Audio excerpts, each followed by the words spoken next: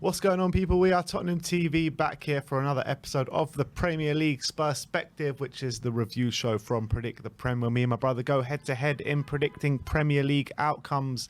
And we have a scoring system as well, which is 5 points for a completely correct scoreline, 1 point for a correct result, and the star man as well.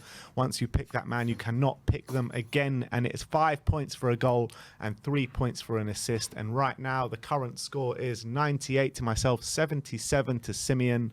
And let's get straight into it, starting off with the first game of the weekend, which was Nottingham Forest against Liverpool, and pulled up quite a bit of a surprise. 1-0 to Nottingham Forest on the day. I went 5-0, you went 2-0, and how wrong were we? And credit to Nottingham Forest, I thought they played really well. Serge Aurier putting in a fantastic display at right back, and Liverpool throughout the game were huffing and puffing and just couldn't blow down Nottingham Forest's door, could they? Yeah, their biggest threat was actually Van Dijk, who probably had a hat-trick of really good chances, didn't he? He was probably the one most likely to score for Liverpool, but Nottingham Forest, you got to give him massive credit for the way they defended. Dean Henderson obviously had a brilliant game in goal as well, and they counter-attacked pretty effectively, and if it wasn't for some really good goalkeeping from Alisson, it could have been, they could have had more goals as well. Obviously, I can't pronounce, I don't know how you pronounce it. Awoniyi got the goal with the obviously a poacher's effort after hitting the post. And I think he was a lad that got let go by Liverpool quite young as well, so it meant a lot to him, that goal. Exactly. So there you go, a bit of poetic justice there. And Liverpool, their struggles continue, yet to win an away game this season in the Premier League, losing away to Nottingham Forest, to really struggling to get points on the board. So albeit that's 2 unbeaten now for Forest, maybe things starting to turn, but got to be worried if you're Klopp, where do things turn? Because it seemed as though they were getting back on the right track. They beat Rangers 7-1, they beat Man City, and then they beat West Ham, so it's 3 wins on the trot. Then they get halted by Nottingham Forest, so stopped in their tracks. And when those things start to go against you again, you got to think about what's going to happen to them this season now. Yeah, absolutely. It's a detrimental. Well, I wouldn't say detrimental just yet, but it's definitely I would say it's very detrimental. Very poor result after those 3 results. I mean, I wouldn't say the only reason I'm saying it's not detrimental is because it's so early on in the season, because there's still time to turn it around. But it's a telling result, to be honest. And when you're looking at their away form, without having an away win all season, they're gonna have to pick it up soon if they want to fight at the top of the league again. And the problem with them right now is Jota's out, Diaz is out. Nunez was injured for this game. They got a lot of injuries piling on, and all of a sudden they looked a bit toothless up top. Salah was anonymous. Firmino wasn't really getting involved, albeit from some corners. So trouble at the moment for Liverpool, but credit to Forest. Absolutely. And I was thinking with Spurs playing Liverpool round the corner, they're just about hitting form at the probably the wrong time for us, but let's hope this carries on for them. Dr. Tottenham, don't talk. Let's move on to Everton against Crystal Palace. 3-0 to Everton on the day, in a very impressive display from Everton. Sim went 2-1 to Palace. I went 1-1. And this game was all about Alex Iwobi. I mean, I was watching this game and he put in a sensational display from the middle of the park. Calvert-Lewin back on the score sheet with a really impressive goal. Anthony Gordon and Dwight McNeil also chiming in with the goals. And we were speaking in the last episode if Frank Lampard is under pressure or not. This goes some way to alleviating that pressure, doesn't it? Well, it's a great result, great performance. I got to give them credit. It wasn't a case of Everton being lucky or anything. They were really good on the day. It wasn't like they were playing. Their second goal was pretty good build-up play, but it wasn't like they were opening Palace up time after time, but they were definitely suffocating them, pressing really intensely, being really aggressive, and Palace could not get going. That was the big thing they did. They just nullified Zaha, Eze, Olise, because Palace actually went really offensive in this game. They played 5 strikers. They played Ayew, Edouard, Zaha, Olise, and Eze. So they went. So you're thinking really offensive. They're going to have the players to hurt Everton, but Everton completely nullified them. Didn't allow them any time on the ball. Just pressed them into oblivion. And then once they got into the final third for the goals they scored, there was some really good football. The second goal was really great build-up. I know Gordon was there to tap it home, which, by the way, the linesman had his flag up for offside, and it was about 2 yards onside. I couldn't believe that. And then obviously the VAR overturned it. The third goal as well, really good link-up play between McNeil and Iwobi, nice back heel and a nice finish. And then obviously Calvert-Lewin with a really nice finish for the first goal as well. So very impressive from Everton to get the win and so convincingly. I think from Palace point of view, really disappointing that the lack of even attempts they had on the goal at Everton, and they were really disappointing. With the talent they have, they've got to be doing better than that. And Vieira was asked after the game what went wrong, and he said everything. So that goes to show what kind of day it was for Palace. Yeah, but credit to Frank Lampard and credit to Everton for pulling off such a great result. Let's move on to Man City against Brighton. 3-1 to Man City on the day. Both of us went for 3-0, so a point each for us on that one. Similar story for Brighton. They had a couple of chances in the game but just couldn't finish it off, but it was one-way traffic for the most part. And Man City, I thought, played really well without really getting out of second gear, to be honest. But Haaland back on the goals again after a blank against Liverpool, and Kevin De Bruyne with an unbelievable goal. Yeah, it was an interesting game because it was the first time this season that Man City have been outpassed and had less possession than the opposition, which was actually really interesting. And actually I thought Brighton were pretty good in possession, and you got to give them a lot of credit for that. And Trossard scored a nice goal for their efforts. And actually, at 2-1, there were times where Man City were getting penned in a bit. It looked like Brighton were on top, but they didn't really threaten seriously enough. And Man City always looked like one breakaway, and they could finish the game. Obviously, they went 2-0 up in the first half. Did you see the goals in this one? Yeah, I was watching the game. Yeah, so Haaland's first goal barges over Webster and puts in the empty net. Is that a foul? I don't know, because I said the last one was a foul when Haaland got fouled against when Haaland did the foul against Liverpool. I don't know if this is more or less of a foul. I'm not too sure, to be honest. I just think he uses his strength. I just think he's stronger than Webster. I'm not sure if it's a foul or not.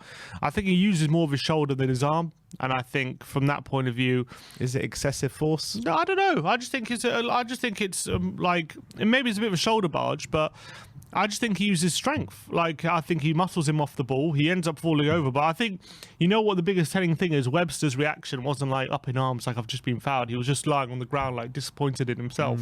So I think from that point of view, that was probably right. When it comes to the penalties, it's interesting because Haaland got fouled for one, which was VAR checked, where Sanchez studs him in the ankle, and VAR doesn't give a penalty after a check. But the one they did give a check, where Silva, I thought, I think it is a foul, but Silva does lean his foot into dunk, and then the referee didn't give a penalty, and then VAR does overturn that one.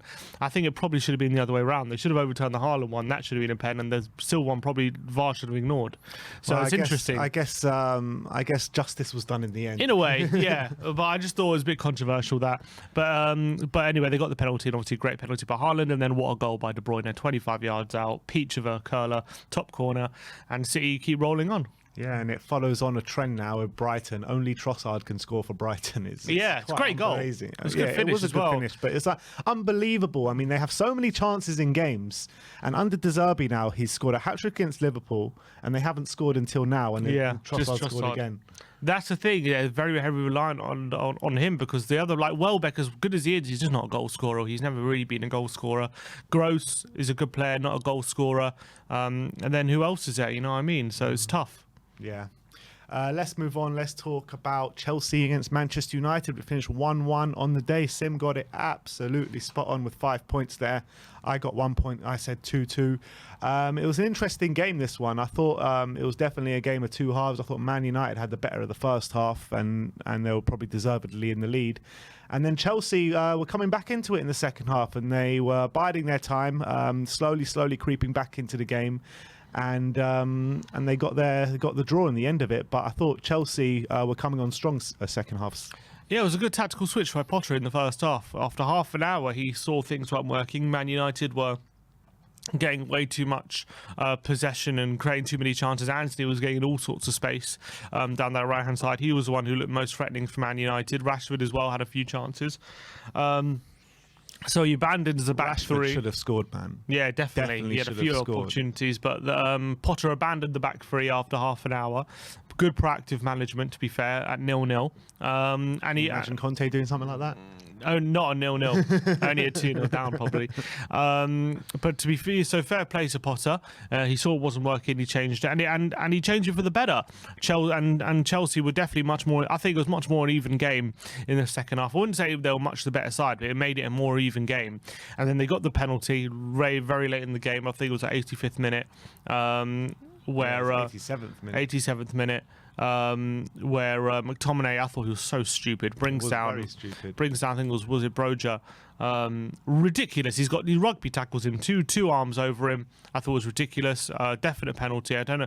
I don't get people who complain about that. I think if the only thing you can complain about is if VAR, if the referee didn't give it and then VAR went back and said no, that's a penalty, I think you might be able to have a bit of complaint, because you say, look, that happens every week, VAR shouldn't be getting involved. But the fact the referee saw it and said no, it's a penalty, you can't have any complaints. That was a goal.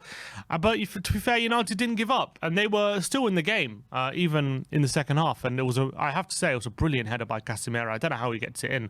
It's behind him, and I don't know, he arches his neck muscles behind him, and somehow twists it into the top corner. Kepa gets a hand to it, but it's a brilliant header. Just sneaks over the line. Top player. And he's really coming into it now, because he had a bit of a dodgy start, but he's been brilliant past few weeks, Casemiro. And we know how good he is. He's one of the best CDMs in Europe for Real Madrid, and he's showing that again now with Man United. What a top player is. It was a brilliant goal.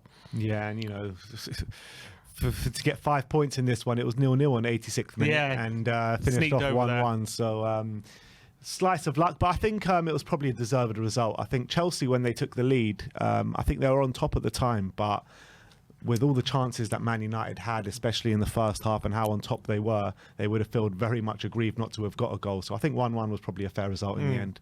But let's move on to Aston Villa against Brentford, which was 4-0 to Aston Villa. First game with life after Steven Gerrard. Sim went to 2-1 to Villa, so he gets a point there. I went 1-1. And what do you make out of this? Villa finally smashing Brentford 4-0 after they couldn't hit a barn door under Steven Gerrard for the past 15-20 games. What have we been saying? That there's untapped potential at Villa. We know that. They changed formation. At Villa under Gerrard, they were playing very narrow. They're playing 3 centre mids, usually 3 centre mids, 1 attacking midfielder and 2 strikers, or 3 centre mids, 2 attacking midfielders and 1 striker. That's how they were played. Very narrow, no width. What in their first game, then what the manager did was he put Leon Bailey there, played him on the left. He played Watkins on the right, Ings down the middle, Buendia in behind in his natural position in the 10. And then he played 4-2-3-1. He changed the formation and pretty much just let loose, basically, to the shackles off. And I had a feeling once the shackles come off these attacking players, they're going to start to get some goals. I'm not saying they're going to go on like a mad run now and win loads of games, but all I'm saying is, especially in the first game when you're playing against, I know Brentford are a good team, but I think Villa definitely have better players than Brentford, and they're better attacking quality. And Leon Bailey was a completely different player with the shackles off, and he had a brilliant game. I think he got a goal and an assist, playing on the left wing, played like a proper winger, something that he hasn't really been doing under Steven Gerrard. And it was a good moment for them, and it showed potentially what's there. And obviously they've now appointed Unai Emery, so whether we're going to see more attacking football anymore or not remains to be seen. Obviously he's a good manager.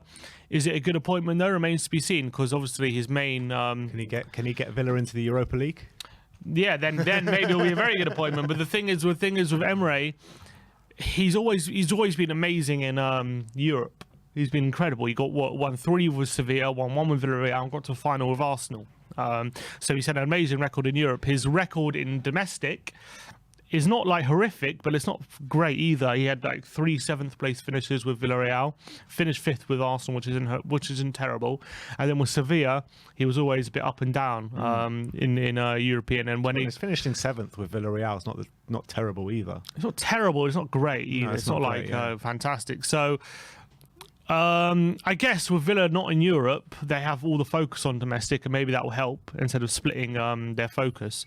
Didn't you have a few 3rd place finishes with Sevilla? Potentially, but they always got knocked. They never went far in Champions League, didn't they? Obviously in PSG, he finished 2nd one year to Monaco, and then he won it the season later. But obviously he was in charge for the famous Barcelona comeback, wasn't he? Where Barcelona where PSG were 5-0 up or something and they lost 6-1.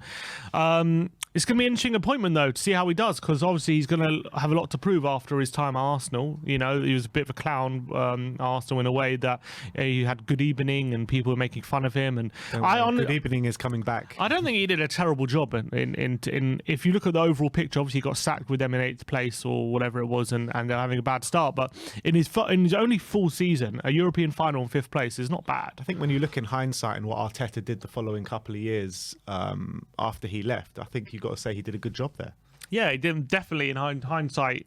Benefits him, in my opinion, because he didn't get the time Arteta did he? So maybe if he did, he could also have done a similar job. Who knows? But I think it's a good appointment for Villa, though. Much better than Gerrard. I think he's just much more of a. I feel like he's more suited to this kind of role right now than Gerrard is. Maybe he took it too early or whatever. But yeah, it's going to be interesting to see how he does. I'm intrigued to see how we get to Villa and how we get to their team playing and how attacking he goes.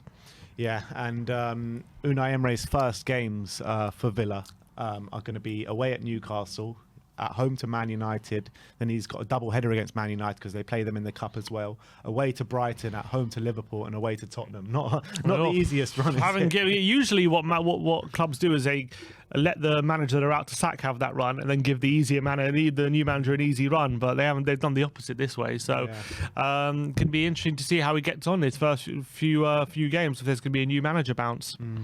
But look, they've got good players, as we've said. So yeah, they do have good players. But do they have the players to play Unai Emery's style of football? I question that. Have to wait and see. Yeah, we'll have to wait and see. Let's move on. Let's go to Ellen Road. Leeds 2, Fulham 3. Sim went 2-0 to Leeds. I went 2-1 to Leeds, and Fulham won the game 3-2. Mitrovic back in it. Willian getting on the score sheet and providing the winner for Fulham. And Rodrigo back on the score sheet for Leeds as well. It was a good game of football. I saw the highlights. I didn't manage to see the whole game, but credit to Fulham. Again, credit to Fulham for plugging away and getting those 3 points. Yeah, 1-0 down as well. And with Leeds having had a really good performance against Arsenal in their last home game, you're thinking they might go forward and win this game. But Fulham turned it around.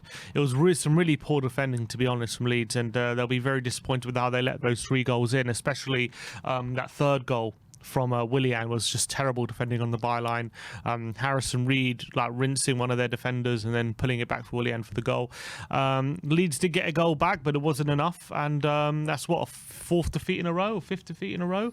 Yeah, for Leeds. And there, what's it called? I heard some Leeds fans complaining on the radio about Jesse Marsch said he didn't want to be seen as Ted Lasso, but he's turning into Ted Lasso, and they're getting a bit angry with him. They got a believe sign in the locker room as well. Do they? Exactly, which they touch every game. I feel a bit sorry for him because from what I obviously I didn't watch the whole game, but from what I see, I don't think they're playing that badly, but they're not getting the results, and if he can't improve the defending, then I think it's only going to go one way. And it happened with Bielsa as well. They were playing good football, but the defending was just so bad that once the opposition were nullifying, then they will just open season on their defence. And Jesse Marsch at the moment can't seem to get that right. And I don't think they're going to sack him yet. But if they don't win the next couple of games, I think he might be going. We were talking about how under pressure him versus Lampard. You thought maybe Lampard is more under pressure than Jesse Marsch. Do you still feel that way? Well, no, because Lampard's won his last game and Marsch has lost, and it was very close. And now Marsch definitely. You could look. What was it? Is it 5 defeats in a row now? They haven't won since August as well. Not only just the 5 defeats. I think it's 4 defeats in a row. Yeah, 4 defeats and a draw in their last 5. I mean, yeah, he's in trouble, man. He's in trouble, 100%. That's not good enough for the talent that they have. So he's got to be doing better, and I think they have the right to be annoyed. However, if you look at their underlying figures of their performances, like how many chances they're creating and things like that, it's not as bad as the results seem it is. But it's results business. If he doesn't get getting some soon, then there's no choice but to get rid of him. What do you think his brief was before the season? Is it just to stay in the league? Do you reckon that's what it was? Well, because they very nearly went down last season. I think mid-table. Well, if they can, maybe top half, especially given the fact they spent so much money. But then again, an extremely good season though. For them, yeah, because they got rid of Calvin Phillips, didn't they? One of their main players. So that's always going to be difficult. So I'm thinking anywhere between 11th to 15th. That's probably what they were aiming for this season. We'll see what happens. Let's move on to St Mary's. Southampton 1, Arsenal 1. Sim went 2-1 to Arsenal. I went 2-0 to Arsenal. But happy days, it was 1-1 on the day. Arsenal having a really good first half and probably maybe should have been more than one goal up. But Southampton, credit to them, they came back in that second half and they were much a better team and probably should have gone on to win the game. Yeah, especially late on the game. It looked like Southampton were going to be the ones to win it. There was a young winger, number 23. I don't know his name. I think he's like a teenager, but he came on and he was causing Arsenal all sorts of problems with his dribbling. He looked really impressive. Dozy. Yeah, I think it was him. Yeah, I think he's a youngster. I think he's coming through their academy. He looks like could be a good player in the future. He was giving Arsenal a lot of problems. The other person who came off the bench who wasn't was Walcott. He was dreadful, I thought, when he came on. As well. I thought he was horrific. He had so many opportunities to hurt them and he was terrible. But look, in general, Arsenal, I think, will be really angry if they didn't win this game, considering the chances they created. They probably should have had a penalty as well. So they probably have a right to feel aggrieved about that. But are you talking about the one where they went up in the air together and he manhandles him and pulls him down? On Jesus, the one on Jesus, he grapples him. Yeah.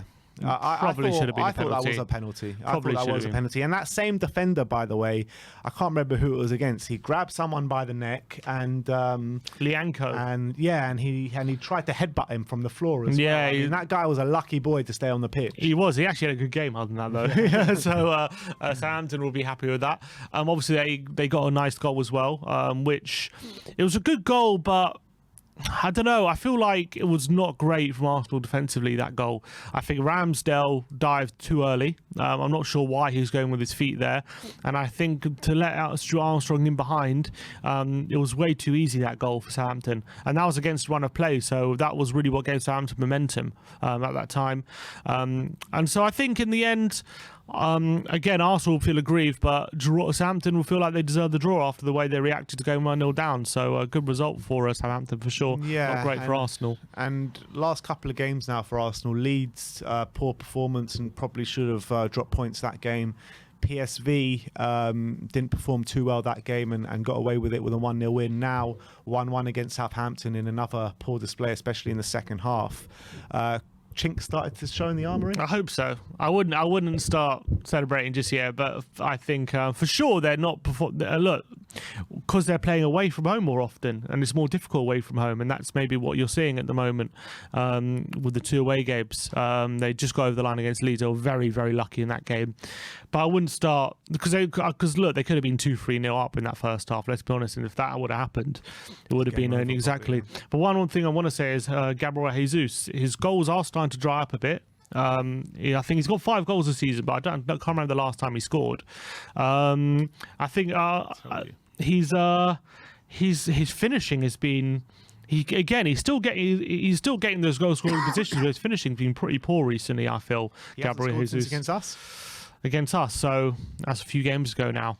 So he played and even that was he was given Liverpool, to him. Even that goal was Leeds, given to him. PSV and Southampton, 5 games. Even that goal was given to him against us. So he's still doing good stuff off the ball, but I think Arsenal fans are starting to see that he's just not that clinical striker that they. But that's what we all tried to tell them that when they signed him, and he's a very good player. Not saying that, but I think he had a very fast start to his Arsenal career, and he's probably just reverting a bit to type now. Yeah, let's hope the drought continues. He's still a top player though, reverting to type. Yeah, he's a good player, but is he a 25-30 goal a season striker?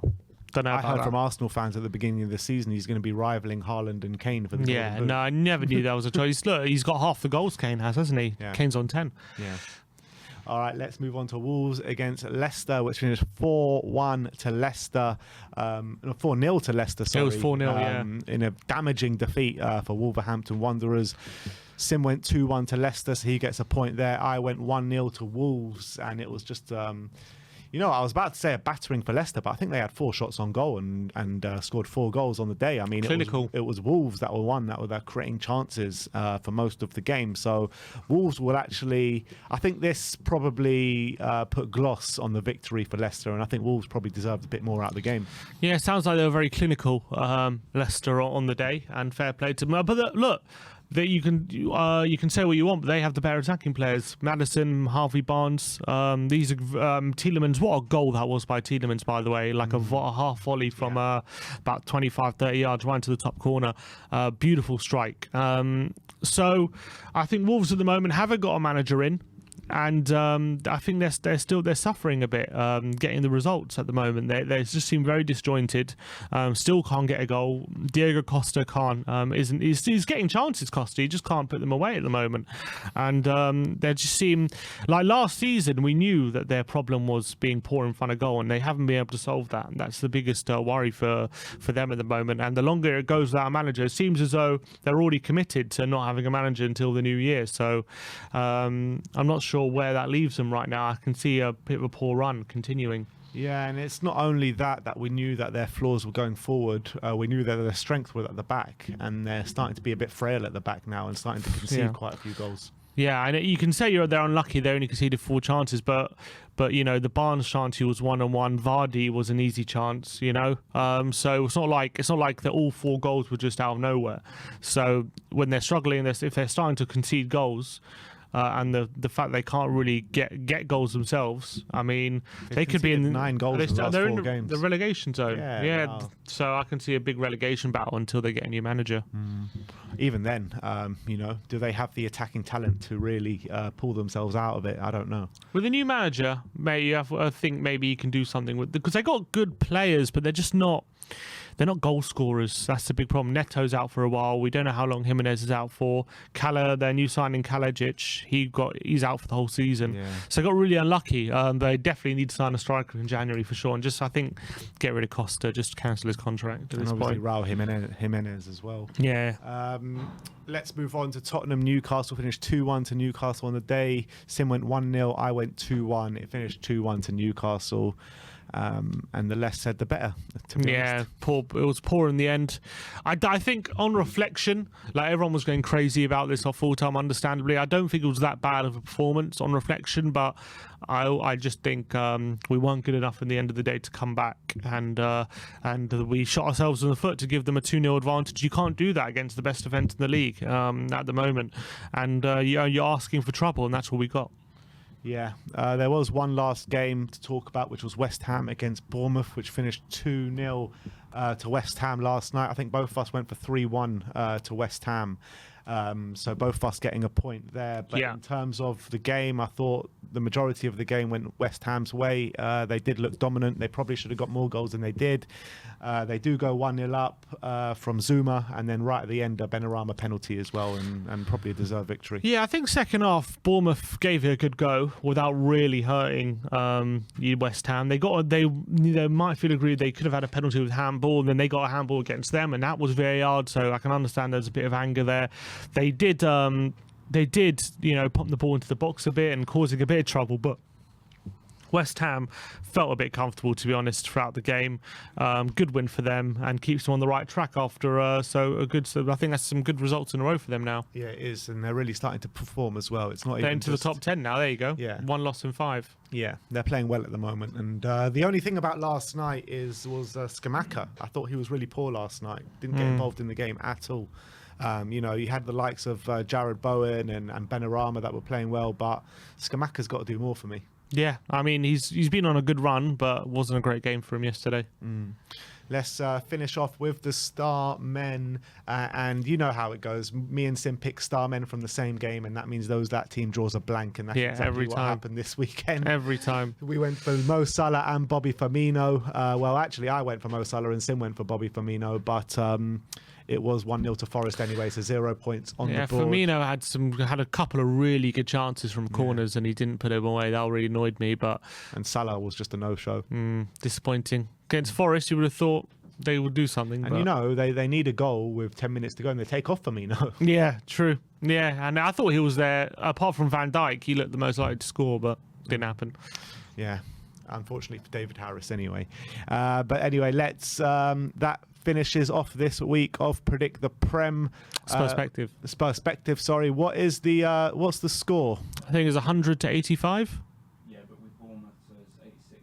101 to 86. We finish off so cut on the this gap by week. 6 points. Sim cut the gap by Pretty 6 good. points. We'll be back for another episode of Predict the Prem on Friday, so keep an eye out for that and stay tuned for FPL show, which is coming up next. Thank you everyone for joining us today. Like, subscribe and comment, and as always, Come on, you Spurs.